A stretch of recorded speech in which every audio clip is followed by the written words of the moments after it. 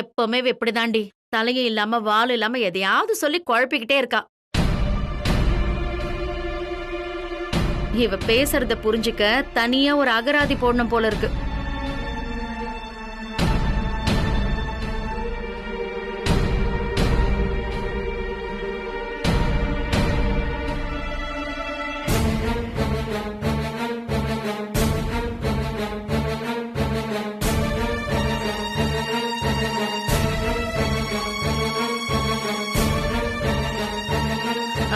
மயிலு, உன்கிட்ட சொல்ல மறந்துட்டேன். நாளைக்கு பௌர்ணமி.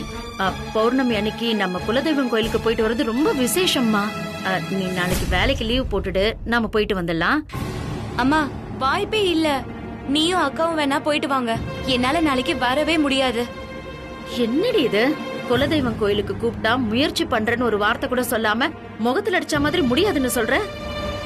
தப்பா எடுத்துக்காதம்மா, என் சூழ்நிலை அப்படி. இன்ஸ்பெக்டருக்கு எஸ்பி ஆபீஸ்ல நாளைக்கு முக்கியமான மீட்டிங் இருக்கு. நான் இல்லங்கிறதுனால யாரும் லீவ் போட்டுற கூடாது, எல்லாரும் டியூட்டிக்கு வந்தே ஆகணும்னு அவரு அழுத்தமா சொல்லிட்டு போயிருக்காரு. இப்ப போய் நான் லீவ் போட்டேன்னு வச்சுக்கோ, அவரை வெறுப்பேத்துறதுக்காக நான் வேணும்னே செய்யறதா அவர் நினைச்சுப்பாரு. என்னடி இது அநியாயமா இருக்கு? நீ எப்பவுமே அனாவசியமா லீவ் எடுத்ததே இல்ல. எல்லா நாளும் ஓடிக்கிட்டே தானே இருக்க. நமக்குன்னு ஒரு தேவை வரும்போது லீவு போடலன்னா எப்படி? மத்த நாள்னா பரவாயில்லமா, லீவ் போடாம வாங்கன்னு சார் சொல்லிட்டு போன நேரத்துல நான் லீவ் எடுத்தா கண்டிப்பா தப்பாயிடுமா. அவர் ஏற்கனவே என் மேல கோவத்துல இருக்காரு. இந்த காரணமும் சேர்ந்துச்சுன்னு வச்சுக்கோ, இன்னும் வன்மத்தோட என்ன நோகடிச்சுக்கிட்டே இருப்பாரு. தயவு செஞ்சு என் நிலைமைய புரிஞ்சுக்கோமா. நான் குலதெய்வம் கோயிலுக்கு போகணும்னு நினைக்கிறது உனக்காக தான் மயிலு. உனக்கு ஐபிஎஸ் பரீட்சை நெருங்கிக்கிட்டு இருக்கு.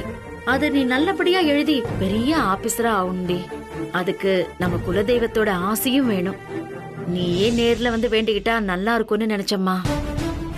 அம்மா, கொலசாமின்றது என்ன? நம்ம குடும்பத்துக்கு எப்பயும் துணையா நிக்கிறது தானே.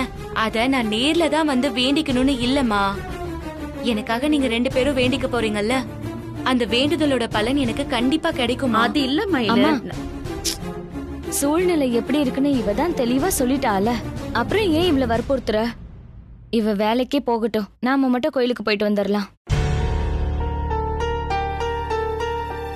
அம்மா, கோச்சுக்கிட்டியா?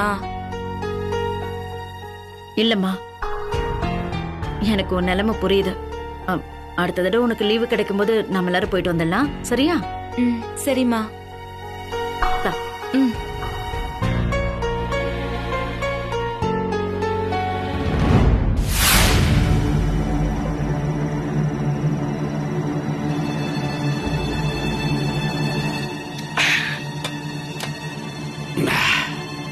என்னாச்சுங்க ஆண்டவரே, சரக்கடிச்சு சைலண்டா இருக்கீங்க? சரக்கடிச்ச சைலண்டா இருக்க கூடாது. ஆமா, எஸ்பி உங்களை காட்சி எடுத்துட்டாரா? ஆமா பரவாயில்ல, ஒரு கேஸ வெற்றிகரமா முடிச்சுட்டா உன்ன மாதிரி யாரு இல்லடா ஆஹா ஓஹோன்னு. ஒரு சின்னதா சொதப்பிட்டா நீ ஒரு வெத்து வேடுன்னு கண்டவங்க முன்னாடி என்ன அசிங்கப்படுத்தி பேசுவாரு. நாங்க கேஸ புடிச்சா நீங்க பேர் எடுத்துறீங்க, நீங்க கேஸ புடிச்சா எஸ்பி பேர் எடுத்துறாரு. இதெல்லாம் சகஜம் தாங்க. இல்ல, அத்த இன்ஸ்பெக்டருங்க முன்னாடி உங்களை திட்டுறது அவமானம் தாங்க. ஆனா நேயர் விருப்ப மாதிரி அடிக்கடி உங்களுக்கு கேட்டு பழகிருச்சுங்க. பரவாயில்ல, எஸ்பி பேசுறா கூட பரவாயில்ல, அவர் எனக்கு சுப்பீரியர்.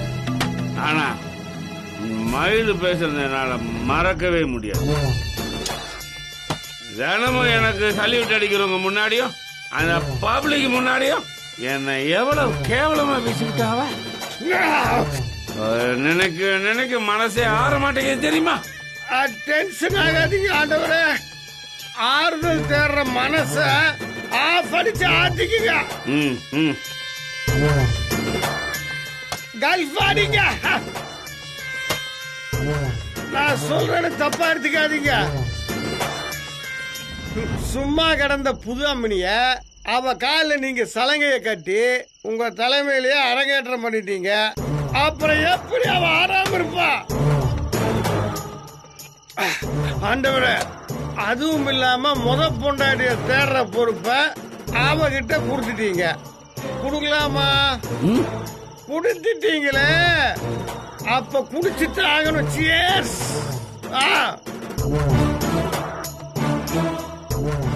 அவளை நம்பி எல்லா ரகசியத்தையும் கொட்டிட்டீங்க.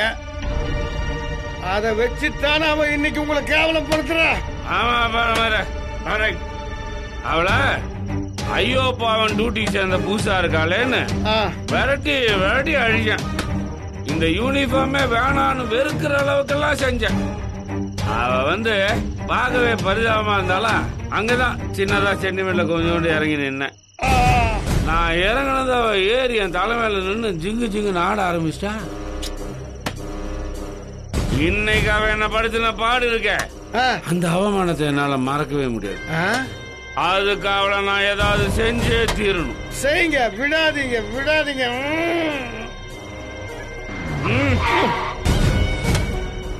எவன்டா அவன் டார்ச் லைட் மூஞ்சில் அடிக்கிறவன்?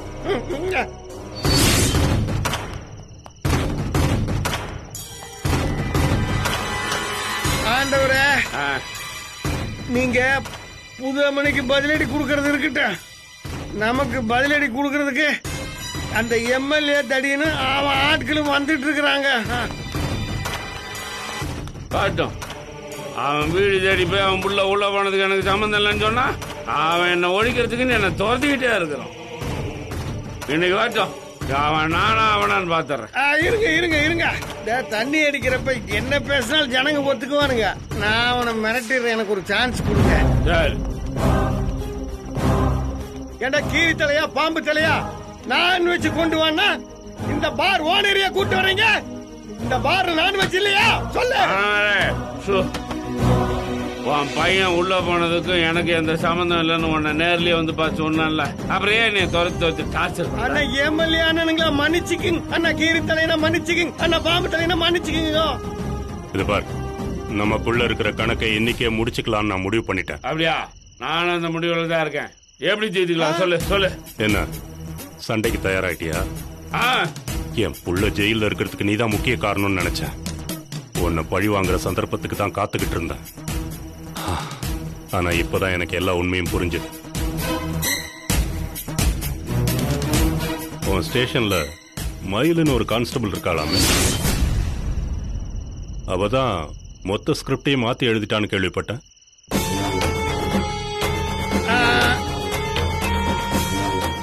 அது உண்மையை புரிஞ்சுக்கிட்டியா? ரொம்ப சந்தோஷம். என் மேல தப்பு இல்லைன்னு தெரிஞ்சிட்டல, அப்புறம் எதுக்கு என்ன பார்க்க வந்தா? பேசுன மாதிரி நீ டீல முடிச்சு கொடுக்கல, அந்த கோவம் உன் மேல குறையல. ஆனா நான் உன்னை தண்டிக்கிறதா இல்ல. ஏன்னா இந்த டோட்டல் ஆபரேஷன்ல நீயும் முட்டாளாதான் இருந்திருக்க. மயில் ஆடின கேமால உனக்கும் நஷ்டம், எனக்கும் பெரிய அவமானம். இனிமே அவதான் என்னோட ஒரே டார்கெட்.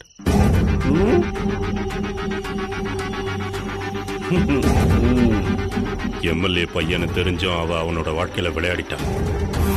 அதுக்கான பலனை அவ அனுபவிச்சே ஆகணும். அவ பொண்ணா இருக்காளே நான் பரிதாபப்பட போறதில்ல. என் பையனை ஜெயில தள்ளினதுக்கு என்ன தண்டனையோ அதை அவளுக்கு கொடுக்காம நான் விட மாட்டேன். என்ன இருந்தாலும் அவ உன் ஸ்டேஷன்ல வேலை செய்யற ஒரு கான்ஸ்டபிள். அவளை நான் டார்கெட் பண்ணி அடிச்சா நீ குறுக்க வரக்கூடாது. நீ குறுக்க வந்தாலும் உன்னை தூக்கி அடிச்சுட்டு அவ கணக்க தீக்கிறது எனக்கு பெரிய விஷயமே இல்லை. இருந்தாலும் உங்ககிட்ட ஒரு வார்த்தை சொல்லலான்னு தான் உன்னை தேடி வந்தேன்.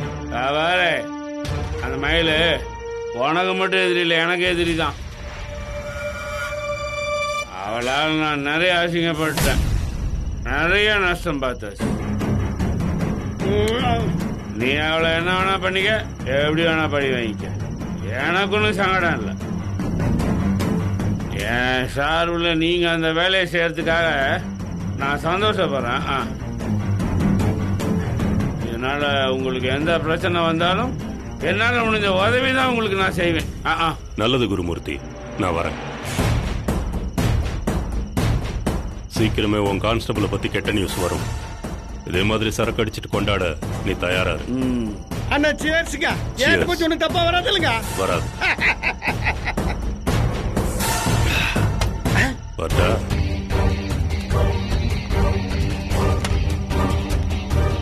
ஆண்டவரே, இந்த எம்எல்ஏ தடினோட பகை இவ்வளவு சீக்கிரம் முடியும் நான் எதிர்பார்க்கவே இல்லை. உங்க தலைக்கு வந்த ஆபத்து மயிலோட தலைக்கு மாறி போச்சு. இத கொண்டாடுறதுக்கு நாம இன்னொரு ரவுண்ட் அடிக்கணும்.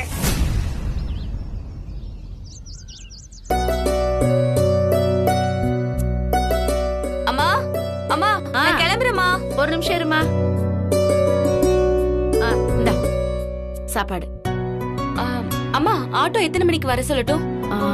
ஒரு 10 மணிக்கு வர சொல்லுமா, சரியா இருக்கும். சரிம்மா, பார்த்து போயிட்டு வாங்க. நான் வரேன். அக்கா நான் போயிட்டு வரேன். சரிடி. அம்மா மயிலு, என்னடி நீ தரைய பார்த்து நடக்காம எங்க கவனம் உனக்கு? நேரம் ஆயிடுச்சுங்கிற டென்ஷன்ல வந்தம்மா, அதான் என்னையும் மீறி இடிச்சுக்கிட்டேன். 5 நிமிஷம் லேட்டா போனாதான் என்னடி தலையை சீவிடுவாங்களா? வேலையில நேரம் முக்கியம்தான், அதுக்காக இப்படி எல்லாம் ஓடக்கூடாது. ஐயோ கடவுளே, பலமா இடிச்சுக்கிட்ட மாதிரி இருக்கு. சாக்ஸ கழட்டி பாரு, ரத்தம் வருதான்னு. ரத்தம்லாம் வரலம்மா, வலிதான் கொஞ்சம் அதிகமா இருக்கு. ஏய், வலி அதிகமா இருக்குன்னு சொல்லிட்டு நீ பாட்டுக்கு ஷூ போட்டுட்டு இருக்க.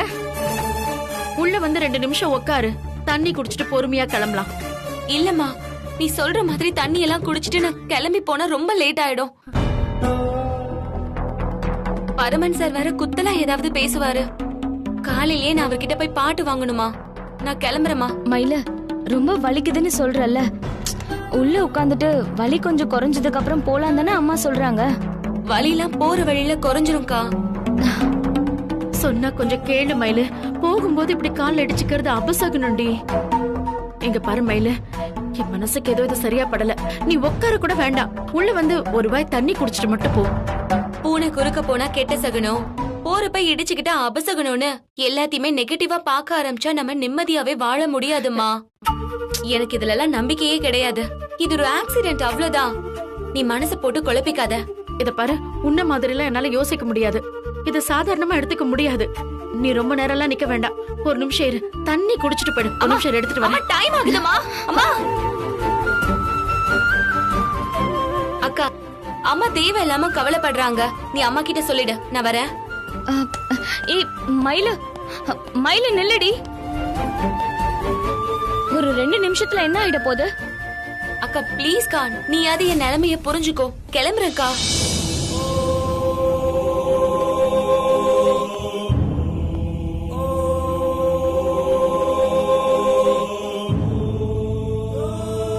எங்கடி அவ? அவ எங்கம்மா நிக்கிறா? சொல்ல சொல்ல கேட்காம போயிட்டா. ஏண்டி அவ அப்படி பண்றா? குலதெய்வம் கோயிலுக்கு போற நேரத்துல இப்படி எல்லாம் இடிச்சுக்க கூடாது மலரு. இது தப்பா ஏதோ நடக்க போகுதுன்னு அம்மன் காட்டுற அறிகுறி மாதிரி. அத புரிஞ்சுக்கிட்டு நாம தான் கவனமா இருக்கணும். அதான் ஒரு நிமிஷமாவது இருந்துட்டு போன்னு கெஞ்சின. என் வார்த்தைய கூட மதிக்காம எதுக்கடி இவ்வளவு வேகமா ஓடுறா? அவ அவசரம் அவளுக்குமா, நீ இதே நினைச்சு பயப்படாத. நாம இப்ப குலசாமி கோயிலுக்கு தானே போறோம். நீ பயப்படுற மாதிரி எதுவும் நடக்க கூடாதுன்னு அம்மன் கிட்ட வேண்டிப்போ.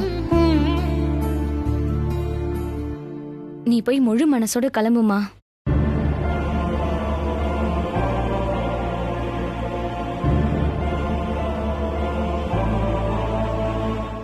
அம்மா,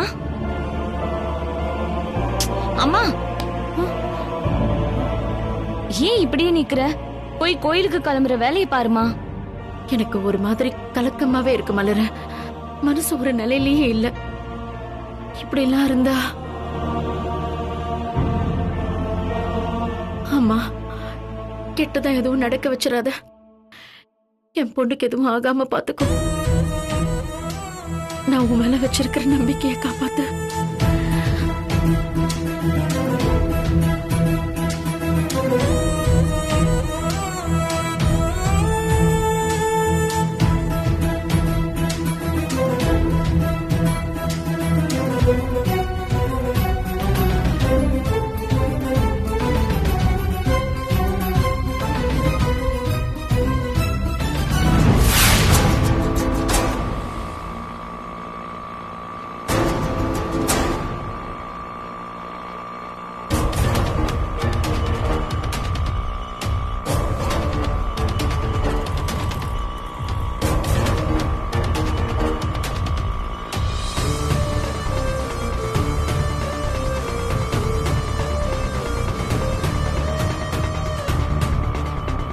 என்னாச்சுண்ணே? ஒண்ணு இல்ல மேடம், உங்களை எங்கேயோ பார்த்த மாதிரி இருந்துச்சு மேடம். ம், இந்த செயின் திருடங்களை நீங்க தானே பிடிச்சீங்க? ஆமாண்ணே. உங்க போட்டோ பேப்பர்ல வந்துருந்துச்சு, அதான் உங்களை பார்த்து யோசிச்சுட்டே வந்துட்டு இருக்கேன் மேடம். ஆமா.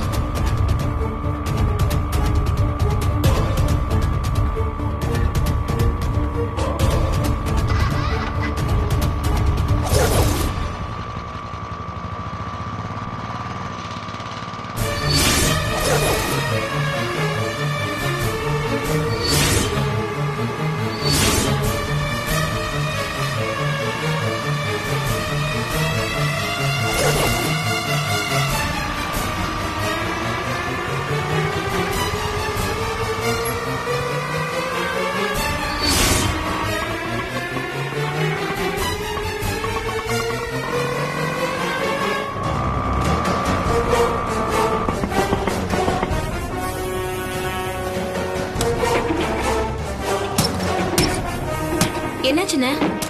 என்னன்னு தெரியல மேடம், வண்டி ஏதோ ஃபால்ட் ஆயிடுச்சுன்னு நினைக்கிறேன். பாக்குறேன் மேடம்.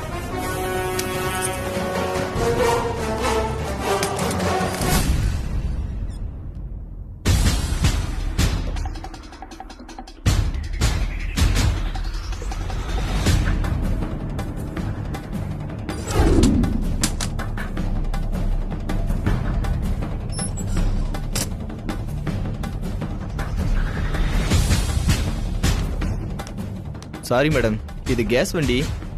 என்ன பிரச்சனைன்னு எனக்கு சரியா தெரியல. மெக்கானிக்கா கூட்டிட்டு வந்து தான் பார்க்கணும். ஒரு அரை மணி நேரத்துல கிளம்பிடலாம் மேடம்.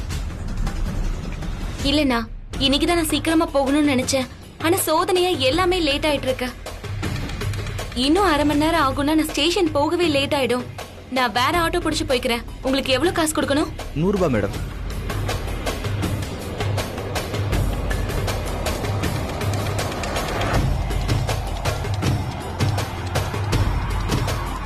அண்ணா இந்தாங்க, அங்க ஒரு ஆட்டோ ஸ்டாண்ட் இருக்கு. நான் அங்க போய் ஆட்டோ பிடிச்சு போய்க்கிறேன்.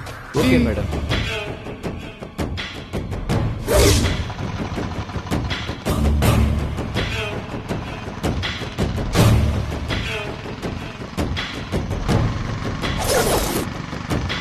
மேடம்,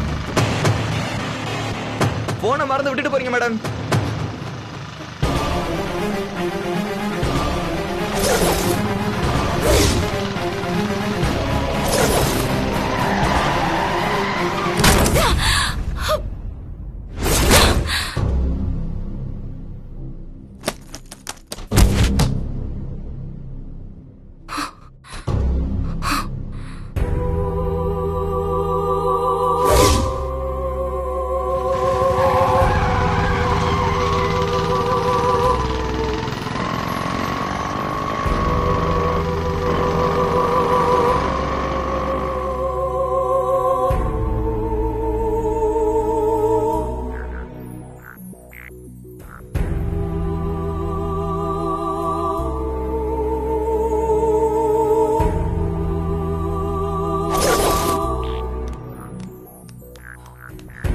ஆக்சிடென்ட்ரா.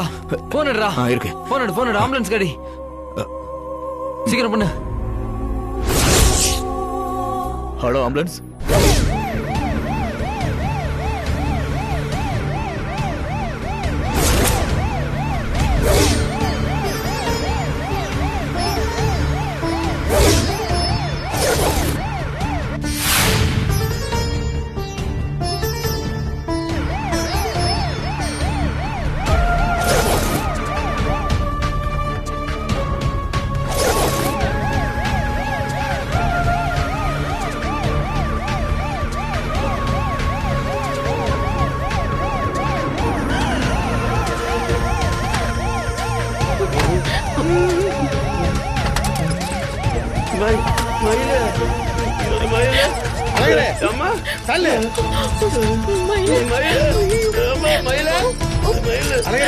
தள்ளிங்கப்பா.